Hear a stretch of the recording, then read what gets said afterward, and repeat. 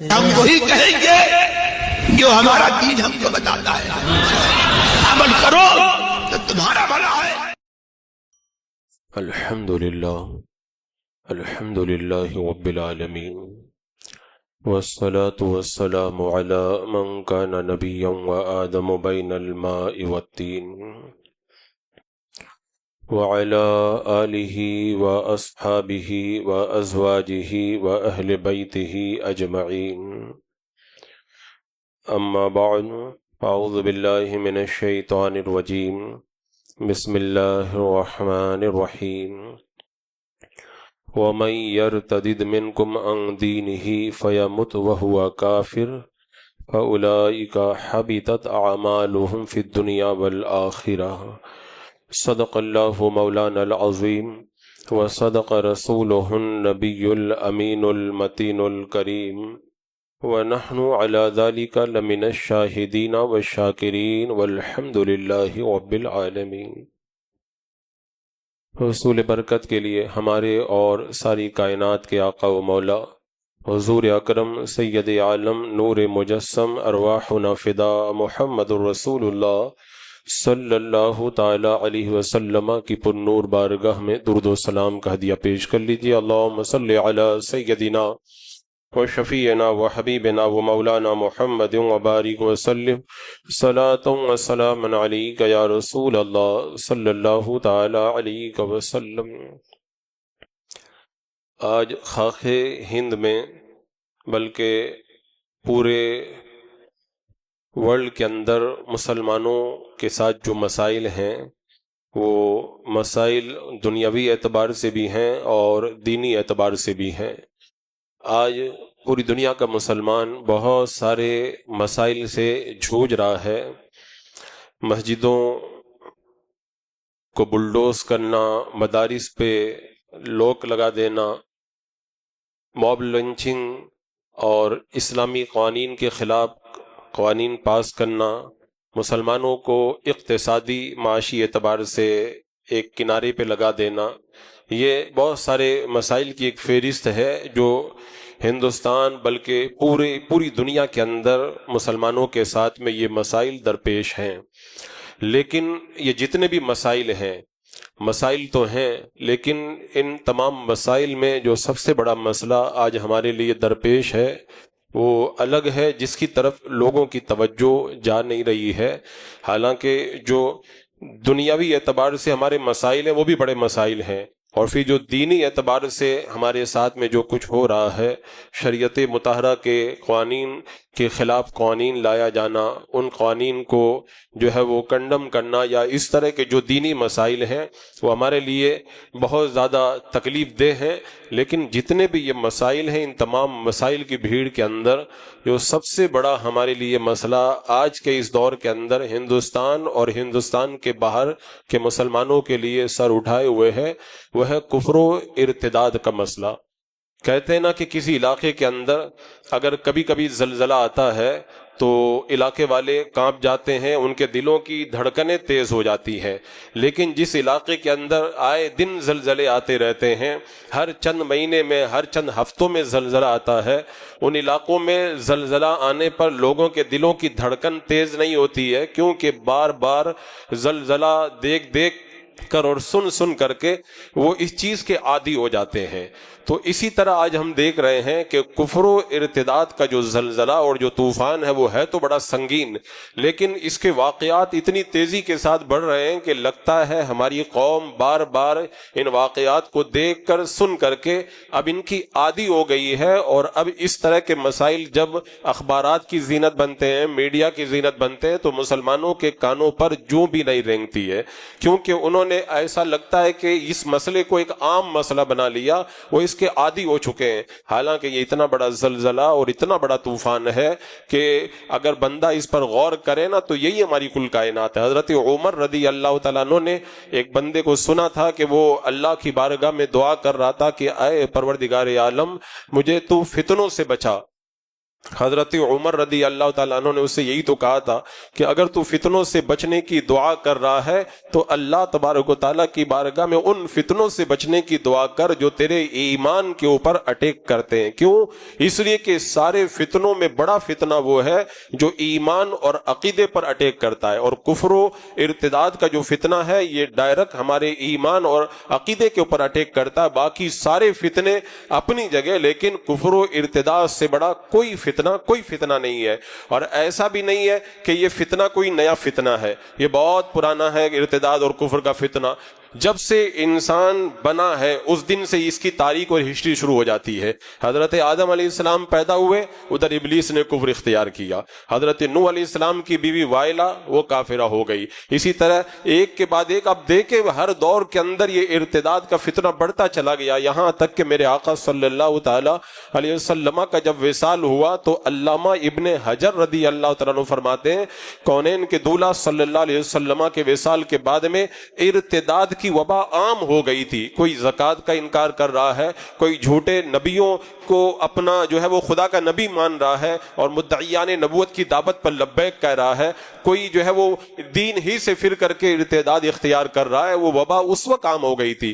تو یہ فتنہ کوئی نیا فتنہ نہیں ہے، لیکن آج ہم جس دور کے اندر زندگی گزار رہے ہیں، ارتداد کا جو فتنہ ہماری نگاہوں کے سامنے ہے، اس کے اندر ایک نئی بات یہ پیدا ہو گئی ہے۔ اس سے پہلے جو ارتداد کا فتنہ ہوتا تھا وہ عام ہوا کرتا تھا، لیکن آج جو ارتداد کا فتنہ ہے وہ خاص منہج پر ہے۔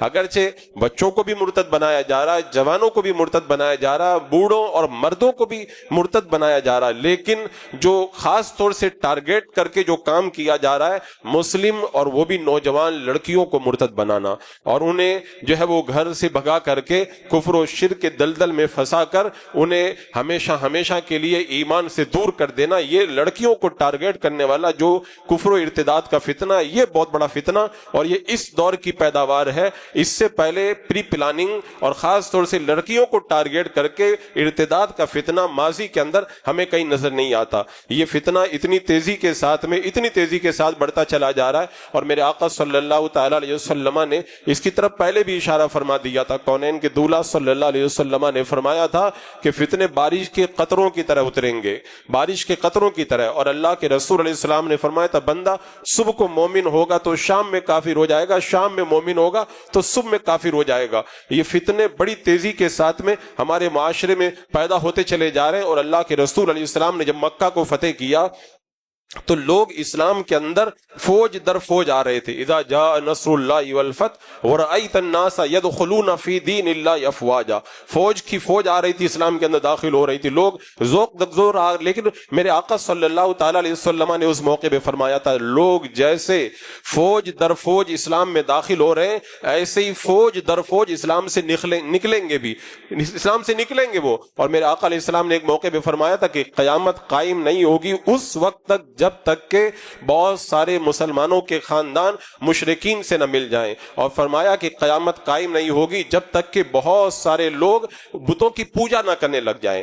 تو آج یہ معاشرہ اور یہ ماحول دیکھ کر کے اللہ کے رسول صلی اللہ تعالی علیہ وسلم کے اس فرمان پر ہماری نظر جاتی ہے، اور خاص طور سے جو آج لڑکیوں کو، عورتوں کو ٹارگیٹ کر کے انہیں جو مرتد بنایا جا رہا ہے، اس حوالے سے میں نے اس سے پہلے کئی بار الگ الگ انداز میں گفتگو کی ہے، لیکن میں یہ دیکھ رہا ہوں کہ یہ زلزلے کی بھنک لوگوں تک پہنچ نہیں رہی ہے، اور بار بار دیکھنے کے باوجود بھی لوگوں پر اس کا کوئی اثر نہیں ہو رہا ہے۔ تو میں نے یہ ارادہ کیا ایک بار پھر لوگوں کی توجہ اس طرف دلائی جائے، تاکہ جن خاندانوں کی بچیاں غیروں کے تعلق میں قائم ہو کر کے اپنے ایمان اور عقیدے کا سودا کرنے والی ہیں، وہ لوگ ہوشیار ہو جائیں، وہ الرٹ ہو جائیں، کیونکہ یہ طوفان آج جو دوسروں کے دروازے پہ دستک دے رہا ہے کل ہمارے دروازے پر بھی پہنچے گا، کیونکہ یہ معاملہ اب کوئی یہ خاص معاملہ نہیں رہے گا، اتنا عام ہو چکا ہے، بڑی تیزی کے ساتھ میں یہ چیزیں بڑھتی چلی جا رہی ہیں۔ اور یہاں پر اگر بات کریں کہ یہ جو لڑکیاں جو مرتد ہو رہی ہیں اس کی وجہ کیا ہے، وجوہات پر میں نے گفتگو کی تھی، ان وجوہات کے بارے میں میں آج گفتگو نہیں کروں گا، آج میں کوئی نئی چیزیں آپ کے سامنے رکھوں گا۔ میں نے اس سے پہلے کئی وجوہات بتائی تھی کہ اگر یہ لڑکیاں غیروں کے ساتھ فرار ہو کر کے کفر و شرک کے دلدل میں پھنس رہی ہیں، اس کی کئی وجہ، ایک وجہ ہے کالج کی زندگی، مخلوط تعلیم، لڑکے اور لڑکیوں کا ایک ساتھ میں پڑھنا اور اس کے بعد پیار و محبت کے چنگل میں گرفتار ہو کر کے گھروں سے فرار ہو جانا، مخلوط ملازمت، جاب کے نام پر لڑکے اور لڑکیاں دن میں بلکہ نائٹ ڈیوٹی جو ایک ساتھ میں کر رہی ہیں، پھر اس کے بعد میں جو تعلقات قائم ہوتے ہیں پھر غیروں کے ساتھ فرار ہونے کا معاملہ سامنے آتا ہے۔ اسی طریقے سے آن لائن شاپنگ کرنا، بار بار جب آن لائن شاپنگ کی جاتی ہے تو وہ ہوم ڈیلیوری کرنے والوں کے پاس میں ہماری بچیوں کے نمبر پہنچتے ہیں اور پھر وہیں سے رابطے بڑھتے ہیں اور پھر وہ لڑکیاں غیروں کے ساتھ میں فرار ہونے لگ جاتی ہیں۔ اس کے اندر موبائل کا بڑا کردار ہے، سیریل اور ڈراموں کا بڑا کردار ہے، غیروں کے ساتھ میں ہماری بچیوں کے بھاگنے کے اندر ان فنکشنوں کا بڑا کردار ہے، بے پردگی کا بڑا کردار ہے، بغیر کسی وجہ کے بے جا آزادی ان کو دے دینا، اس کا بھی بڑا کردار ہے، بے حیائی کا بڑا کردار ہے۔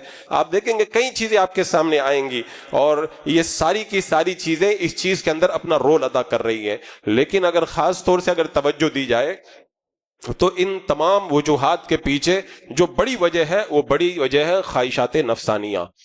اس لیے کہ بندہ جب خواہشات نفسانیہ کا شکار ہو جاتا ہے تو پھر وہ یہ نہیں دیکھتا ہے کہ میں کس مذہب کا ہوں اور میں جس سے شادی کر رہا ہوں وہ کس مذہب سے تعلق رکھتا ہے، پھر اس کو یہ نظر نہیں آتا کہ میری ماں کون ہے اور میرا باپ کون ہے، اسے اپنی عزت کی پرواہ نہیں رہتی، رشتوں کو بھول جاتا ہے۔ کہتے ہیں نا محبت کا کوئی مذہب نہیں ہوتا۔ اس سے پہلے جتنے بھی ارتداد کے فتنے آئے، یا تو ظلم کر کے مسلمانوں کو مرتد بنایا گیا، حکومت کا دباؤ ڈال کے مرتد بنایا گیا، لالچ دے کر مرتد بنایا گیا، لیکن آج کے دور میں جو ارتداد ہے یہ ظلم کے نام پر نہیں ہے، حکومت کے نام پر نہیں ہے۔ آج کے دور میں جو ارتداد ہمارے سامنے منہ کھولے ہوئے کھڑا ہے یہ ارتداد محبت کے نام پر ہے، عشق کے نام پر ہے، پیار کے نام پر ہے اور دوستی کے نام پر ہے، اور یہ نیا ارتداد ہے اور نیا چہرہ لے کر کے، کیونکہ اس سے پہلے جو اسلام مخالف طاقتیں انہوں نے سروے کیا، غور کیا، مسلمانوں سے ہم نے جنگیں لڑی، ان پر ظلم و ستم کے پہاڑ توڑے، لیکن ان کا ایمان اور عقیدہ اتنا مضبوط ہے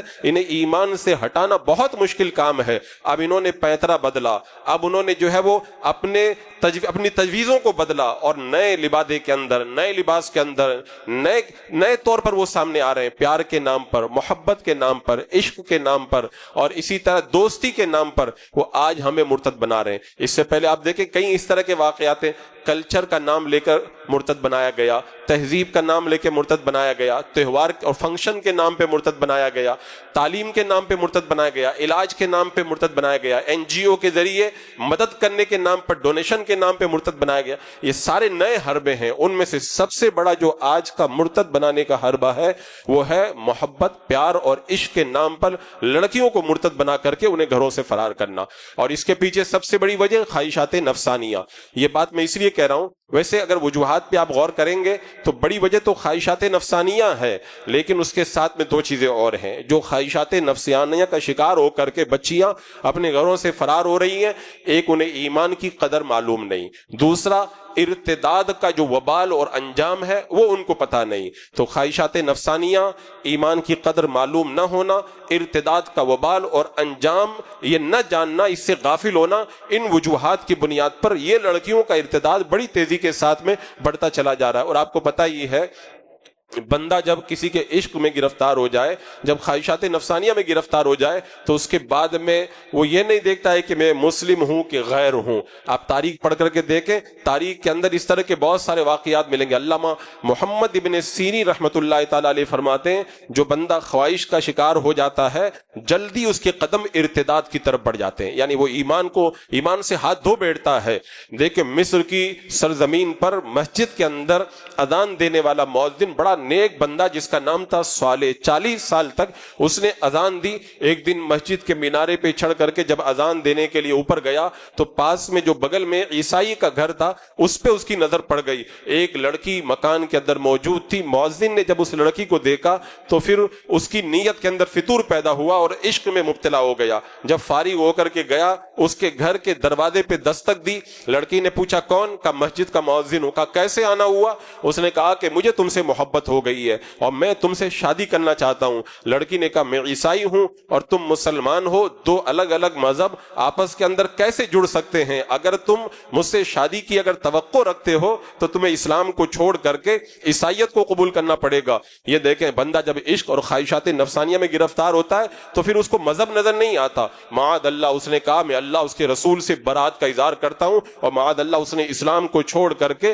اس نے کفر کو اختیار کیا۔ لڑکی نے کہا کہ مجھے تمہارا بھروسہ نہیں ہے، ہو سکتا ہے تم اپنی خواہش پوری کرنے کے بعد میں مجھ کو چھوڑ کے دوبارہ اسلام کی طرف چلے جاؤ، میں تمہارے لیے شرط رکھتی ہوں، تم خنزیر کا گوشت کھاؤ تب میں سمجھوں گی تمہارا عشق سچا ہے۔ وہ خنزیر کا گوشت کھانے کے لیے تیار ہو گیا۔ پھر اس نے شراب بھی پلائی، اور شراب پلانے کے بعد میں کہا اوپر والے کوٹے پہ چڑھ جاؤ، میرا باپ آئے گا ہمارا نکاح پڑھائے گا۔ وہ مؤذن جب اوپر کوٹے پہ چڑھنے لگا، اللہ اکبر، شراب کے نشے کے اندر وہ اوپر سے نیچے گرا اور گرتے ہی مر گیا۔ اس کو ایک کپڑے میں لپیٹ کر کے کچرے میں ڈال دیا گیا۔ پورے علاقے کے اندر اس کا یہ واقعہ مشہور ہو گیا۔ بتاؤ، اتنا نیک بندہ، سب کچھ جانتا ہے، اللہ اس کے رسول اور قیامت سب پر ایمان رکھنے والا، لیکن جب خواہشات نفسانیہ میں گرفتار ہوا تو پھر اسے یہ نہیں نظر آیا کہ میں کتنا بڑا قدم اٹھا کر کے اپنے آپ کو تباہ و برباد کر رہا ہوں۔ اسی طرح میں نے برسیسا راہب کا جو واقعہ آپ کے سامنے رکھا تھا۔ برسیسا راہب جو اپنی خانقاہ میں بیٹھ کر کے عبادت کرتا تھا اور مہینوں مہینوں نیچے نہیں آتا تھا،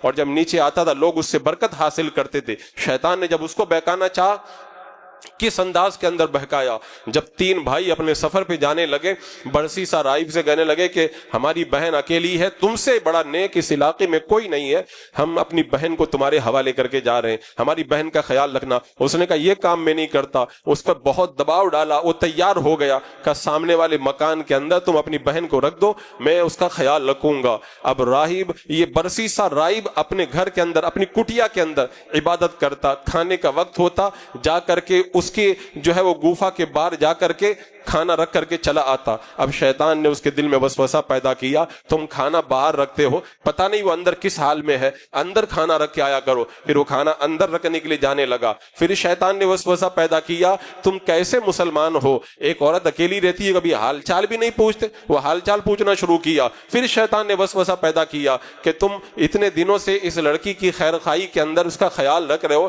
کبھی اس سے دو چار بات چیت کر لیا کرو۔ اب اپنے جو ہے وہ جو کٹیا میں رہتا تھا وہاں سے جھانک کر کے اس سے باتیں کرنے لگا، اور پھر باتیں بڑھتے بڑھتی محبت میں بدلی، اور پھر خواہشات نفسانی کا مرحلہ آیا۔ اس نے بدکاری کی، حمل قرار پایا، بچہ پیدا ہوا، بچے کو قتل کیا۔ اب بچے کو قتل کیا تو شیطان نے وسوسہ ڈالا، یہ لڑکی بتا دے گی، اس کو بھی قتل کر دو، لڑکی کو بھی قتل کیا۔ جب تینوں بھائی پلٹ کر کے چلے آئے اور اپنی بہن کا مطالبہ کیا کہ اس کا تو انتقال ہو گیا، اب اتنا نیک آدمی کہہ رہا ہے تو کون نہیں مانے گا۔ انہوں نے پھر وہ رو دھو کر کے چلے گئے۔ شیطان نے بھائیوں کو وسوسہ پیدا کیا کہ تمہیں پتا ہے کہ اس نے کیا کیا ہے، تمہاری بہن کو اس نے قتل کر کے اور بچے کے ساتھ میں دفن کر دیا ہے۔ اب جب بھائیوں نے پکڑا اور گرفتار کروایا، قاضی کے یہاں مقدمہ گیا، شیطان نے آ کے کہا بچنے کا ایک ہی راستہ ہے، اگر تم کفر اختیار کرو تو میں تم کو بچا لوں گا۔ معاذ اللہ، اس نے اپنی زبان سے کلمہ کفر بکا۔ اس وقت شیطان نے کہا اب میں جاتا ہوں، میرا کام ختم ہو گیا ہے۔ اتنا بڑا راہب صرف خواہشات نفسانیہ میں گرفتار ہوا تو بتاؤ، عبادت و ریاضت کے باوجود بھی وہ کفر و ارتداد کا شکار ہو گیا۔ اسی طرح ابو عبداللہ اندلسی کو دیکھیں، بغداد کی سرزمین پر جن کی 30 خانقاہیں تھی، ہزاروں کی تعداد میں مریدین تھے، ایک بار سفر پہ نکلے اپنے مریدین کے ساتھ میں، کنویں پر کچھ لڑکیاں پانی بھر رہی تھی، ایک لڑکی پہ نظر پڑی تو عشق میں مبتلا ہوئے، اور پھر عشق میں جب مبتلا ہوئے 3 دن تک خاموش رہے، اور پھر بعد میں لڑکی کی محبت کے اندر جب اس کے قریب ہوئے سارے مریدین چھوڑ کر کے چلے گئے۔ معاذ اللہ، پھر ایک زمانے کے بعد میں مریدین کو خیال آیا کہ چل کے اپنے شیخ کا حال تو معلوم کریں۔ بہت افسوس کے ساتھ میں جب مریدین پہنچے ابو عبداللہ اندلسی کے پاس میں تو پتا چلا کہ لڑکی نے عیسائی بننے کی شرط پر ان سے منگنی طے کر لی ہے، اور جس جو ہے وہ عصا کو لے کر کے وہ منبر پر کھڑے ہو کے خطبہ دیا کرتے تھے، اسی عصا سے وہ اس لڑکی کے خنزیروں کو چرا رہے ہیں۔ جا کر کے جب مریدین نے پوچھا قرآن کی کوئی آیت یاد ہے؟ کہ ایک آیت یاد رہ گئی ہے بس، وَمَن يَتَبَدَّلِ الْكُفْرَ بِالْإِيمَانِ فَقَدْ ضَلَّ سَوَاءَ السَّبِيلِ، جو ایمان کے بدلے کفر اختیار کرے وہ بڑی گمراہی کے اندر مبتلا ہو گیا۔ اور کا کوئی حدیث یاد ہے؟ کہ بہت حدیثیں یاد تھی، اب ایک حدیث یاد رہ گئی ہے، اللہ کے رسول نے فرمایا جو اپنا دین بدل دے اس کو قتل کر دو۔ اب اس کے بعد میں مریدین اللہ کی بارگاہ میں میں دعا کی, اللہ تبارک و تعالیٰ نے انہیں دوبارہ پلٹنے کی توفیق عطا فرمائی. تو یہ خواہشات تو ہیں, جب اللہ کے ولی کے اندر خواہشات پیدا ہو جائیں تو وہ ایمان چھوڑ دیتا ہے. تو وہ لڑکیاں جنہیں تجربہ نہیں, جنہیں کچی عمر ہے اور جو غیروں کے جال میں گرفتار ہیں, وہ کیوں نہیں گمراہیت کی طرف چلی جائیں گی؟ عزیزان مکرم, یہ خواہشات نفسانیہ سب سے بڑا سبب ہے ہماری بچیوں کے ارتداد کا. اور اب سوال یہ پیدا ہوتا ہے کہ ان حالات کے اندر ہمیں کرنا کیا چاہیے, اس کا علاج کیا ہے؟ تو ہم نے اسلامی تعلیمات کا جب مطالعہ کیا تو اسلامی تعلیمات ہمیں بتاتی ہے, کیونکہ بھوک کے بعد میں, پیاس کے بعد میں تیسری انسان کی سب سے بڑی ضرورت ہے, فطری ضرورت ہے خواہشات, یعنی سیکس انسان کی تیسری بڑی ضرورت ہے, اور یہ تیسری انسان کی سب سے بڑی بھوک ہے. اسی لیے شریعت مطہرہ نے اس کے لیے بہت کچھ انتظام کیا. پہلا کام شریعت نے یہ کیا خواہشات کو کنٹرول کیا جائے. پھر دوسرا کام شریعت نے یہ کیا کہ خواہشات کو کنٹرول کرنے کے بعد میں جب زمانہ آ جائے خواہشات کی تکمیل کا تو اس کو جائز راستے کے ذریعے مکمل کیا جائے. یہ اسلام نے بری خواہشات کو روکنے اور اس کو جائز راستہ دینے کا انتظام فرمایا. خواہشات کو روکنے کا انتظام شریعت مطہرہ نے کس انداز کے اندر کیا؟ اللہ اکبر. شریعت مطہرہ نے بتا دیا کہ اپنی نظروں کو جھکا کر کے رکھو, کسی غیر پہ نظر نہ ڈالو, عورتوں کے اوپر پابندی لگائی, پردہ کریں, حیا سے رہیں, اپنے زیور کی آواز بھی غیر محرم کو نہ سنائیں, اپنا حسن اور اپنا جو بھی اپنی آرائش ہے وہ غیر کے سامنے ظاہر نہ کریں, غیر محرم کے ساتھ میں کبھی وہ اکیلی سفر نہ کریں, اسی طرح غیر محرم کے سامنے وہ بے پردہ نہ آئیں, اس سے لچکدار آواز میں بات نہ کریں, اپنی آواز کو بھی اسے نہ سنائیں. اور بچے جب 10 سال کے ہو جائیں تب سے ان کے بستروں کو الگ کر دیا جائے اور انہیں پورے طور پر اسلامی تعلیمات سے آگاہ کیا جائے. یہ پورا ایک سسٹم ہے, پورا ایک نظام ہے جو شریعت مطہرہ نے خواہشات کو کنٹرول کرنے کا دیا ہے. اور پھر ان خواہشات کو کنٹرول کرنے کے بعد میں جب مرحلہ آتا ہے خواہشات کو پوری کرنے کا تو اسلام نے پھر نکاح کا قانون عطا فرمایا اور کہا نکاح کو آسان بناؤ, اتنا آسان بناؤ کہ جیسے مالدار نکاح کر سکتا ہے اسے غریب بھی نکاح کر سکتا ہے. میرے آقا نے فرمایا سب سے بابرکت نکاح وہ ہے جو سب سے زیادہ آسان ہو, سب سے زیادہ آسان ہو. اور پھر فرمایا میرے آقا علیہ السلام نے نکاح میری سنت ہے, میری سنت ہے, جس نے میری سنت پر عمل کیا اللہ کے رسول علیہ السلام نے اس کو کئی بشارتوں سے مالا مال فرمایا. اور میرے آقا صلی اللہ علیہ وسلم نے ساتھ میں یہ بھی بتایا کہ نکاح کرنے میں جلدی کرو. ایک موقع پہ فرمایا کہ اگر دین اور اخلاق کے اعتبار سے اچھا رشتہ ملے اور تم اگر نکاح نہ کرو تو زمین کے اندر بڑا فساد ہوگا, بڑا فساد ہوگا. اسی لیے میرے آقا علیہ السلام نے ایک موقع پہ فرمایا کہ جب کوئی نوجوان جوانی میں نکاح کرتا ہے تو شیطان کہتا ہے اس نے مجھ سے اپنا دین بچا لیا ہے, اس نے مجھ سے اپنا دین بچا لیا ہے. تو اسلام نے خواہشات کو کنٹرول کروایا, خواہشات کو کنٹرول کرانے کے بعد میں جائز راستہ دیا, نکاح کو ایک ذریعہ بنایا, اس کو آسان کیا اور نکاح کے اندر جلدی کرنے کا حکم دیا. یہ شریعت مطہرہ کا قانون. لیکن دوسری طرف آپ دیکھیں اسلام کی دشمن طاقتیں, اسلام کی مخالف طاقتیں, انہوں نے بالکل اس کا الٹا کیا.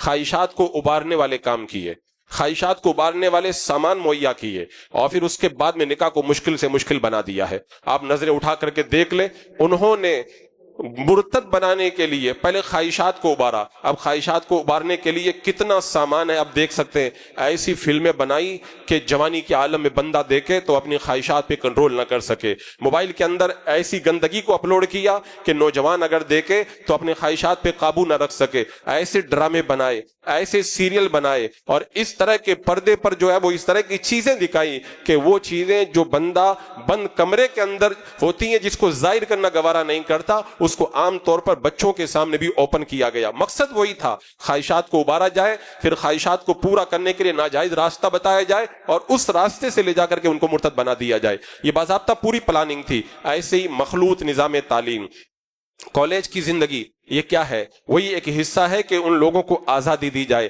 لڑکے اور لڑکیاں ایک ساتھ کے اندر پڑھیں. ظاہر سی بات ہے لڑکا جوان لڑکی جوان روزانہ آنا جانا, ایک کلاس کے اندر بیٹھنا, کتنی دیر تک آگ اور پینٹرول کو ساتھ میں رکھ کر کے آگ لگنے سے بچایا جا سکتا ہے, کتنی دیر تک بچایا جا سکتا ہے, نتیجہ نگاہوں کے سامنے ہے. ایسے ہی مخلوط ایک ساتھ میں جاب کرنے کا سسٹم بنایا گیا. لڑکی بھی وہیں پر جاب کر رہی ہے, لڑکا بھی وہیں پر جاب کر رہا ہے, دن میں بھی اور نائٹ ڈیوٹی بھی کر رہے. رات کے سناٹے میں لڑکا اور لڑکی جب ایک روم کے اندر, ایک آفس کے اندر کام کر رہے ہیں, خواہشات کا ابھرنا ضرور. یہ سب پورا نظام ہے خواہشات کو ابھارنے کے لیے. ایسے ایسے گانے بنائے گئے.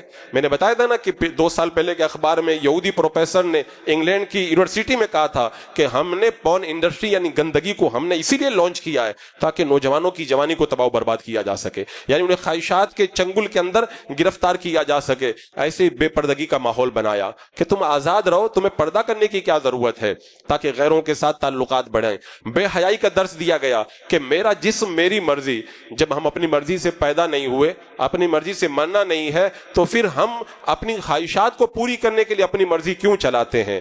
میرا جسم میری مرضی کا مطلب ہوتا ہے میری عزت سے جو چاہے وہ کھلواڑ کرے, یہ مطلب ہوتا ہے. اور یہ باضابطہ طور پر ایسا ماحول اور ایسا نظام بنایا گیا, آزاد کلچر دیا گیا. کلچر کے نام پر اتنی آزادی پیدا کر دی گئی کہ ہر کوئی اس خواہشات کے چنگل کے اندر پورے طور پر گرفتار ہو جائے. پھر اس کے بعد میں شاپنگ کا سسٹم بنایا گیا, آن لائن سامان منگوائیں تاکہ لوگوں کے ساتھ میں تعلقات قائم ہوں. اور پھر ایسی تنظیمیں چھوڑ دی گئیں جو باضابطہ اعلان کرتی ہیں اگر مسلم لڑکی کو اگر اپنے محبت کے جال میں پھنسا کر کے اگر تم نے گرفتار کر لیا اور اسے شادی کر لی تو پھر اس کے بعد میں تمہیں اتنے لاکھ روپے دیے جائیں گے, یہ انعام دیا جائے گا. وہ پورا نظام بنا کر کے ہماری بچیوں کو مرتد بنانے کا ایک سسٹم بنایا گیا. یہ تو خواہشات کا ہو گیا. پھر اس کے بعد میں آپ دیکھیں شادی کو انہوں نے مشکل بنا دیا. یہ رواج وہ رواج, یہ کلچر وہ کلچر, نکاح کو مشکل سے مشکل بنا دیا.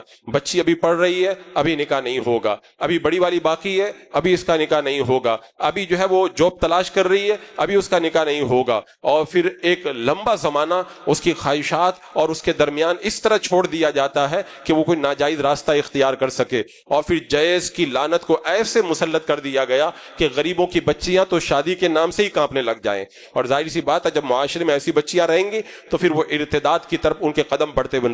کتنی ایسی غریب لڑکیاں جو شادی نہیں کر سکتی تھی وہ غیروں کے چنگل میں آسانی کے ساتھ گرفتار ہوئیں. اور یہاں تک مجھے پتا چلا بہت سارے غیر مسلم مرد عورت کے نام سے آئی ڈی بنا کر کے واٹس ایپ گروپ بناتے ہیں, فیس بک پر آتے ہیں, اور پھر بعد میں مسلم لڑکیوں کے نام سے وہ باقاعدہ گروپ بنا کر کے ان کے ساتھ دوستی کرتے ہیں. اور گروپ میں تو کوئی غلط بات نہیں کرتے, لیکن پرسنل میں جا کر کے وہ لڑکیوں سے کانٹیکٹ کرتے ہیں اور ایک ایک کو الگ الگ شکار بنایا جاتا ہے. کتنے ایسے گروپ پکڑے گئے اور نہ جانے کتنے ایسے گروپ ہیں جو باضابطہ طور پر چل رہے ہیں. اتنا نظام اور اتنا سسٹم سب لے کر کے آج ہماری لڑکیوں کو مرتد بنایا جا رہا ہے. یہ تو بڑی طویل کہانی ہے. اب سوال یہ ہے کہ ہم کیا کریں ارتداد کے اس ماحول میں, جبکہ ہماری بچیاں اپنی کچی عمر کی وجہ سے, اپنے کچے تجربے کی وجہ سے, اپنی خواہشات کی وجہ سے اور نئی نئی جوانی کی وجہ سے اور خواہشات کو ابھارنے والا سامان نگاہوں کے سامنے ہونے کی وجہ سے جب اپنے آپ کو روک نہیں پاتی اور عقل کے اندر ان کے بالکل فطور پیدا ہوتا ہے, وہ جوانی دیوانی کے نام پر محبت اور مذہب کو الگ الگ سمجھ کر کے وہ غیروں کے ساتھ جب فرار ہوتی ہے تو ہماری ڈیوٹی کیا ہے, ہماری ذمہ داری کیا ہے؟ تو ہماری ذمہ داری کیا؟ اللہ تبارک و تعالیٰ قرآن پاک میں فرماتا ہے یا ایھا الذین آمنوا قوا انفسکم واہلیکم نارا, ایمان والو اپنے آپ کو اور اپنے اہل کو جہنم کی آگ سے بچاؤ. یہ اللہ نے ڈیوٹی لگائی ہے. بہت سارے لوگ کیا سمجھتے ہیں ہماری ڈیوٹی یہ ہے بچہ پیدا ہو گیا اس کو اچھا کھلاؤ, بچہ پیدا ہو گیا اس کو اچھی تعلیم دلاؤ, اس کو اچھے طریقے سے پالو, اور جب بڑا ہو جائے اس کی شادی کر دو. یہ خالی ہماری ڈیوٹی نہیں ہے. ہماری ڈیوٹی یہ بھی ہے کہ بچہ اگر 7 سال کا ہو جائے تو اس کو نماز کا حکم دیا جائے, اور پھر 10 سال کا ہو جائے نماز نہ پڑھنے پہ مارا جائے. اللہ نے یہی فرمایا نا جہنم کی آگ سے بچاؤ. خالی کھلانے پلانے سے وہ جہنم کی آگ سے نہیں بچ جائے گا. جہنم کی آگ سے بچانا یہ بھی ہماری ڈیوٹی ہے, لیکن لوگ سمجھتے ہیں یہ ہماری ڈیوٹی نہیں ہے, یہ تو مولانا صاحب کی ڈیوٹی ہے تقریر کر کے ان کو نمازی بنائے. یہ والدین کی ڈیوٹی لگائی گئی ہے. اور ہماری ڈیوٹی یہ ہے, حضرت عمر رضی اللہ تعالیٰ عنہ فرماتے ہیں اس آیت کریمہ کا مطلب یہ ہے کہ جن کاموں سے خود بچنے کا حکم دیا گیا ان کاموں سے اپنے بچوں کو بھی بچایا جائے, اپنے گھر والوں کو بھی بچایا جائے. تو جہنم کی آگ سے بچانا کیا ہماری ڈیوٹی نہیں ہے؟ ان کے ایمان کی حفاظت کرنا کیا ہماری ڈیوٹی نہیں ہے؟ آج وہ ڈیوٹی ہم لوگ نہیں نبھا رہے ہیں. آج ہم لوگ وہ ڈیوٹی نہیں نبھا رہے ہیں. اللہ کے رسول صلی اللہ تعالیٰ علیہ وسلم سے پوچھا گیا یا رسول اللہ دیوس کون ہے؟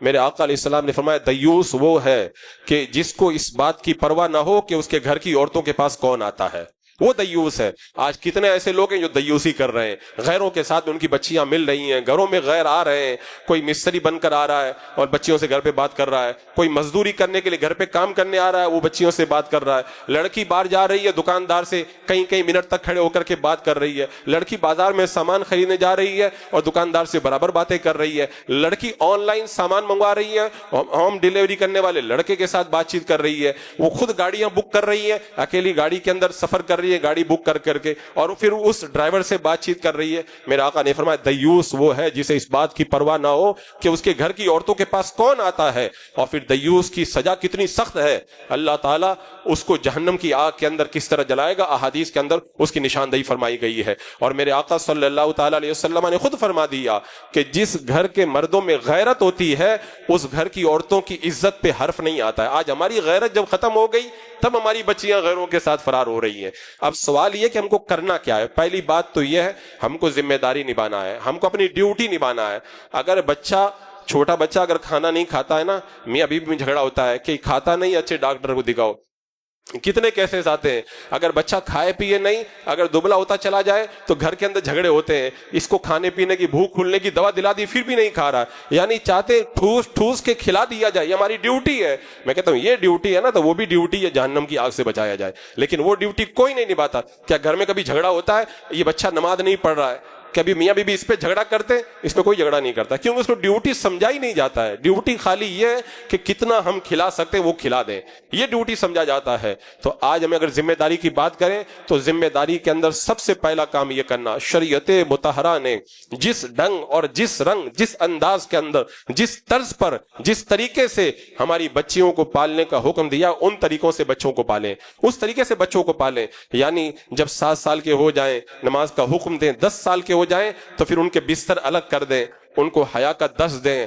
کہ باہر جاؤ تو اپنے سر کے اوپر دوپٹہ رکھا کرو، غیر محرم سے بات نہ کیا کرو، کسی ضرورت کے بغیر کسی غیر محرم سے کوئی کسی طرح کا رابطہ نہیں رکھنا، ہر طریقے سے جو شریعت کے دائرے ہیں، اپنے زیور کی آواز غیر کو مت سناؤ، اپنی خوشبو غیر محرم کے پاس نہ پہنچنے دو، اپنے زینت کو غیر محرم کے اوپر ظاہر نہ کرو۔ یہ ڈیوٹی لگائی گئی، پہلا کام تو ہم کو یہی کرنا ہے۔ اس کے بعد میں دوسری چیز، بچپن سے بچوں کو بتائیں ایمان کتنی بڑی دولت ہے۔ میں تو کہتا ہوں بچے تو بچے ہیں، ہمارے نوجوانوں کو بوڑھوں کو نہیں پتا ایمان کتنی بڑی دولت ہے۔ اگر ایمان کی قدر، اگر پیسوں کی قدر معلوم ہو، کوئی پیسہ پھاڑتا ہے کہ کوئی نہیں پھاڑتا ہے، سونے کی قدر معلوم ہو، کوئی گندگی میں اور نالی میں لے جا کے ڈالتا کوئی نہیں ڈالتا، لیکن ایمان کی قدر معلوم نہیں ہے۔ ایک چائے کی پیالی میں ایمان کا سودا کر لیتے ہیں، ایک چائے کی پیالی میں ایمان اتنی بڑی دولت ہے۔ فرمایا کہ وَإِن تَعُدُّوا نِعْمَتَ اللَّهِ لَا تُحْصُوهَا، اللہ کی جو نعمتیں اللہ فرماتا نہیں گن سکتے۔ کہتے ٹیکنالوجی کے اس دور میں آج تک کوئی ایسا کیلکولیٹر تیار نہیں ہوا جو اللہ کی نعمتوں کو گن سکے۔ ان ساری نعمتوں کو ایک طرف رکھ دو اور پھر ایمان کی نعمت کو ایک طرف رکھ دو۔ ایمان کی نعمت ان نعمتوں میں سب سے بڑی نعمت ہے، اسی لیے ہمارے بزرگوں نے سب سے زیادہ ایمان کی قدر کی، اور اللہ تبارک و تعالیٰ نے اس نعمت اور دولت کو ہم تک پہنچانے کے لیے 2 4 نہیں، کم و بیش 1 لاکھ یا 2,24,000 نبیوں کو ہمارے درمیان بھیجا ہے۔ ایمان اتنی بڑی دولت ہے۔ اللہ کے نبی حضرت یعقوب علیہ السلام کو یوسف علیہ السلام کی خبر ملی تو پہلا سوال یہی کیا تھا، میرا بیٹا یوسف کس دین پر ہے؟ ان کو کہا گیا دین آپ باپ دادا کے دین پر ہے۔ اللہ کا شکر ادا کیا، مولا تیرا شکر ہے کہ میرا بچہ اس کا ایمان سلامت ہے اور اپنے باپ دادا کے دین کے اوپر وہ محفوظ ہے۔ اسی لیے علماء نے فرمایا کہ اگر کوئی کافر بادشاہ پوری دنیا کا بادشاہ ہو اور فٹ پاتھ پہ سونے والا مسلمان ہو تو فٹ پاتھ پہ سونے والا مسلمان کافر بادشاہ سے بہتر ہے، کیونکہ کافر مرے گا تو جہنم میں جائے گا اور مسلمان ادھر مرے گا، اللہ اسے جنت کی بہاریں عطا فرمائے گا۔ رب قرآن پاک میں فرماتا وَلَا تَمُوتُنَّ إِلَّا وَأَنْتُمْ مُسْلِمُونَ، تم مرتے دم تک مسلمان رہنا، مرنا تو ایمان کی حالت میں مرنا۔ یہ بچوں کو بچپن سے سکھایا جائے ایمان کتنی بڑی دولت ہے، اور پھر دوسرے نمبر پہ بچوں کو یہ بتایا جائے کہ ایمان لانے کے بعد اللہ نے تمہیں ایمان کا اجالا دیا، ایمان کے اجالے سے نکل کر کے کفر و شرک کے دلدل میں اور کی تاریکی میں چلا جانا یہ دنیا کا سب سے بدتر کام ہے۔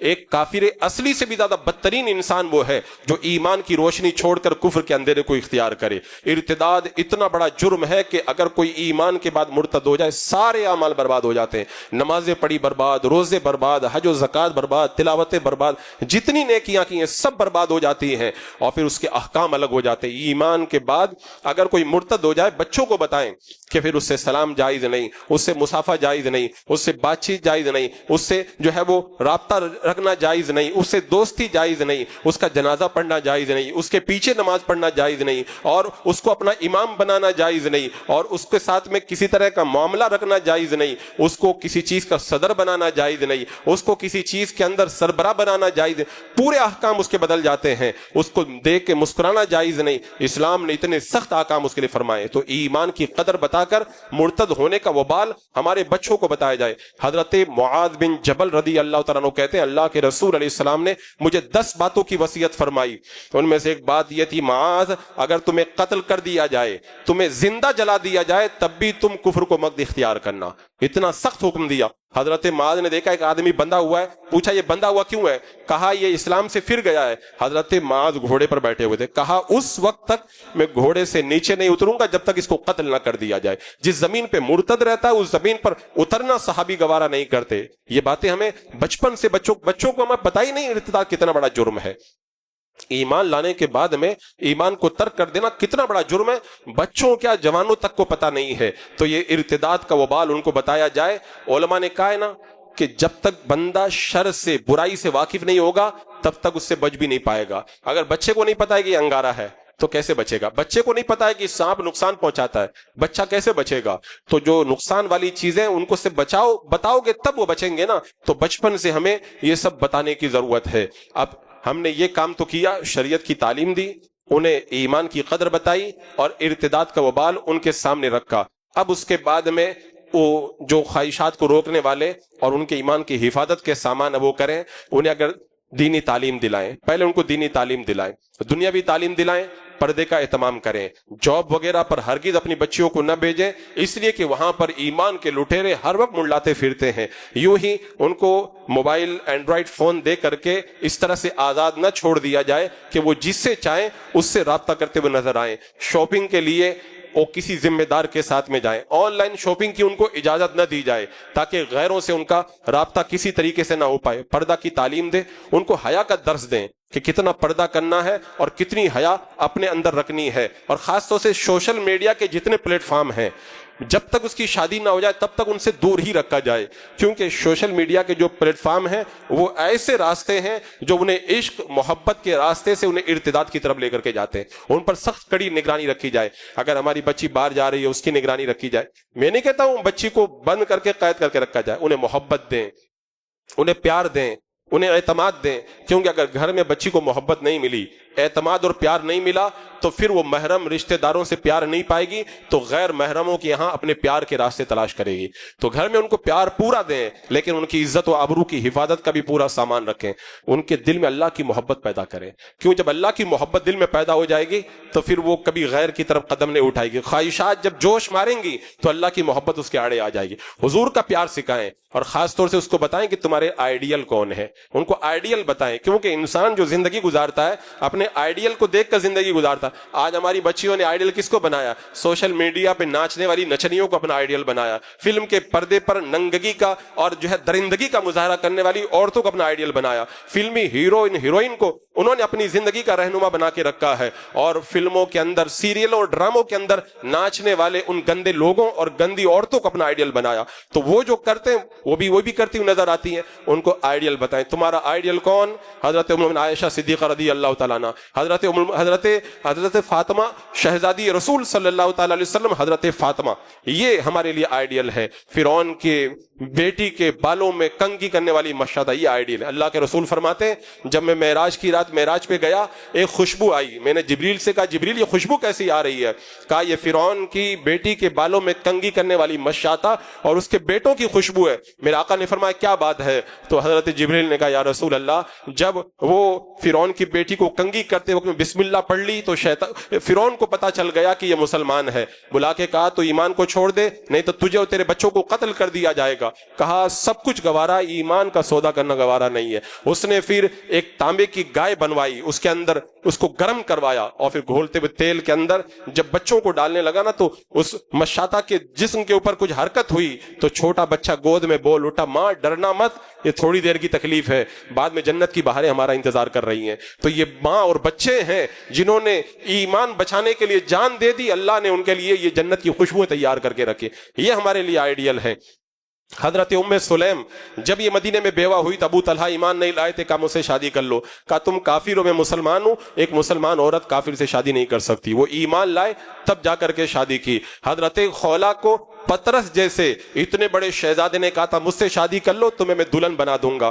کہا تو کافر میں مسلمان, تیرے ساتھ شادی کرنا تو بہت دور کی بات ہے, تجھ سے تو بکری چرانا بھی میں گوارا نہیں کرتی ہوں. یہ ہمارے لیے آئیڈل ہے. حضرت سمیہ جنہیں مارا جاتا کہ ایمان کو چھوڑ دے, کہا ایمان کا سودا نہیں کروں گی. ناف کے نیچے ابو جہل نے نیزہ مار کے شہید کر دیا, اللہ کی بندی نے جان دے دی لیکن ایمان کا سودا کرنا گوارا نہیں کیا. یہ ہمارے لیے آئیڈیل ہے. حضرت ام شریک کو مکہ میں اسلام کی تبلیغ کرتے ہوئے پکڑ لیا گیا اور پکڑ کر کے انہیں چھوڑنے کے لیے جانے لگے, لیکن راستے کے اندر جب اللہ تبارک و تعالیٰ نے غیب سے ان کے لیے پیالہ اتار کر کے پانی سے سیراب کیا, بیدار ہونے کے بعد کافروں نے دیکھا, ان کو پتا چل گیا کہ اللہ کی بندی کی اللہ نے مدد کی ہے, وہ سب کلمہ پڑھ کے مسلمان ہو گئے اور واپس انہیں مکہ لے کر کے آئے. یہ ہمارے لیے آئیڈل ہے. حضرت ام خلاد کا بیٹا شہید ہو گیا, حضور کی بارگاہ میں آئی اور پردہ کر کے آئی. صحابہ نے کہا بچہ شہید ہوا, پردہ کر رہی ہو؟ کہا بچہ شہید ہو گیا, بچہ چلا گیا, میری حیا نہیں گئی, حیا اب بھی باقی ہے. یہ ہمارے لیے آئیڈیل ہے. تو اپنی بچیوں کو آئیڈیل بتائیں. ہمارا آئیڈیل کون ہے؟ فلم کے پردے پر ناچنے والے ہمارا آئیڈیل کبھی بھی نہیں ہو سکتے. اور ساتھ ہی ساتھ اپنی بچیوں کو سب سے اہم بات یہ بتائیں, یہ جو پیار و محبت کے نام پہ شادی کر کے کورٹ میرج, جو لو میرج خاص طور سے غیر مسلم لے کے جاتے ہیں, یہ پیار نہیں ہے, یہ ایک جال ہے. وہ اپنی خواہشات کی تکمیل کرنے کے بعد میں پھر ان کے ساتھ میں جو انجام کرتے ہیں انہیں جو ہے وہ بیئر باروں میں نچایا جاتا ہے, ان کو پیسہ کمانے کا ذریعہ بنایا جاتا ہے, اور اگر وہ اس کو کرنے سے انکار کریں تو ویڈیو بنا کر کے ان کو بلیک میل کیا جاتا ہے, اور پھر اخیر کے اندر کوئی دریا کے اندر کسی کی لڑکی کی لاش ملتی ہے, کسی کی جو ہے وہ کوئی پھانسی پہ لٹکا ہوا جنگل میں کوئی نظر آتا ہے, کوئی زہر کھا کے مرا ہوا نظر آتا ہے, کسی کو گولی. یہ سب پورا ایک تماشا ہے جو باضابطہ طور پر محبت, پیار اور عشق کی آڑ کے اندر مسلم لڑکیوں کے ساتھ میں کیا جاتا ہے. یہ باضابطہ تنظیمیں, یہ تحریکیں یہ کام کر رہی ہیں. اپنی بچیوں کو ان کا انجام بتائیں. تھوڑی سی خواہشات کے چکر میں گرفتار ہو کر کے یہ مت سمجھنا یہ زندگی بھر کا ساتھ نبھانے والا نہیں. اگر تمہیں نہیں پتا ہے روزانہ نکلنے والے اخبار پڑھ لو, کسی نہ کسی غیر مسلم لڑکی کے ساتھ شادی کرنے والی مسلمان لڑکی کی موت کی خبر اخبار میں آئے دن چھپتی رہتی ہے. یہ انجام ہے. یہ بھیڑیے ہیں جو پوری طریقے سے تمہارے جسم کو نچوڑ کر کے اس کے بعد میں تمہیں موت کے منہ کے اندر پھینکنا چاہتے ہیں. یہ ہماری ذمہ داری ہے بچوں کو ہم سمجھائیں.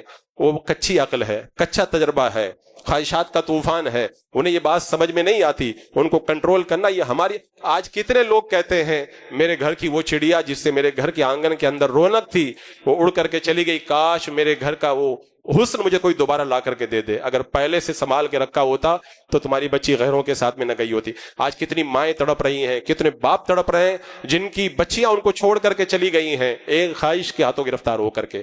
ارے یہ مت سمجھنا کہ یہ ایک دو گھر کی کہانی ہے, یہ کتنے گھروں کی کہانی ہے. اور اگر ہم نے وقت رہتے ہوئے اپنی آنکھیں کھول کر کے ہوشیاری کا مظاہرہ نہ کیا تو یہ کہانی ہمارے گھروں کی بھی بن سکتی ہے. دیوار کی تحریر پڑھو, حالات کو سمجھو اور دشمن کے عزائم سے پوری طرح آگاہ رہو.